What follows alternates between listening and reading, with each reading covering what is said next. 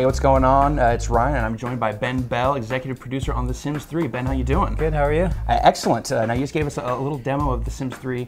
Let's talk kind of generally, what was the philosophy in kind of how you wanted to approach this following The Sims 2? Like what were your main motivations on what you wanted to improve on and change from the last game? The designers had a few big things that they wanted to change about The Sims. And really, the first is that they wanted The Sims to have real personalities and to be really lifelike, so both physically and in terms of what their personality traits are. So they developed this system called personality traits, where you actually get to pick different traits for your Sim, and you can kind of combine these traits to create totally unique people who have totally different life destinies. And then the other thing that the team really wanted to do is they wanted to make the game about the destiny of your Sim, the story of your Sim. So the Sims are totally capable of kind of taking care of their basic needs, and really your goal as a player is to keep them in a good mood, to make good things happen for them, or to do whatever the heck it is that you want to do with your characters. Talk about just how a Sim might push back against whatever kind of directives you might give them. The whole setting of the game is this town that the Sims live in, Sunset Valley, and all the other characters in the town are totally alive. So you never know when one of your neighbors might come over your house. Maybe you live next door to that kleptomaniac character, right? And you might find yourself befriending that character, not knowing that they have that personality trait yet, and all of a sudden they're in your house pilfering your stuff. Because of the fact that they have personalities and they're totally alive, you never know what's going to happen. Obviously, building your Sim from scratch has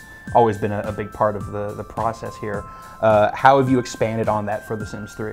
You can customize their faces, but there's just this incredible fidelity now in that aspect. And also, you can customize the Sims physique. So before you could kind of make Sims who are like incredibly thin or kind of normal, but now you can make Sims that are muscular or heavy, anything in between, using these sliders. And then what you can do is with their clothing and everything about their life, we have this feature called Create a Style, right, where you can actually take patterns and directly modify the surface of everything. So you can like customize the pattern on somebody's shirt and then apply it to their shoes, and then apply that pattern to their wallpaper in their car as well, and kind of make their whole life match.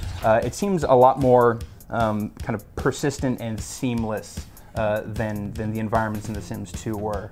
How does that kind of just affect the gameplay in general? With The Sims 3, we really wanted to kind of break down all the barriers for your story, right? Put you in a position to go where you want with your Sims destiny and kind of get out of your way. So we decided it would be really important to give your Sims a town to live in, where they could move their camera around freely without ever hitting a barrier, and where their character can move around freely without ever having to stop to load. So they're basically, you're always playing the destiny of your character.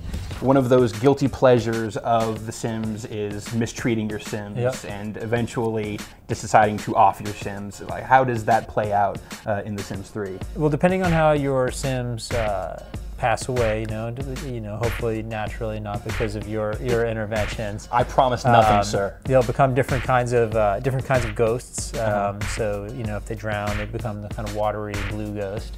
And then you can actually play as a ghost, so the character becomes a playable character, and then you can live through the afterlife, and you can have a whole family full of ghosts if you want.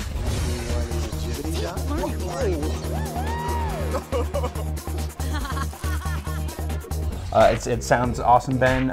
You've got a release date for The Sims 3? Yeah, it's coming out June 2nd in 2009, this year. So that's going to be on PC and Mac. PC and Mac, yeah. That was it's really exciting for us to be able to publish the game on Mac. We're really excited about that one. Get it out to everyone. Yeah, excellent. exactly. Well, Ben, thanks so much for your time. Thank you.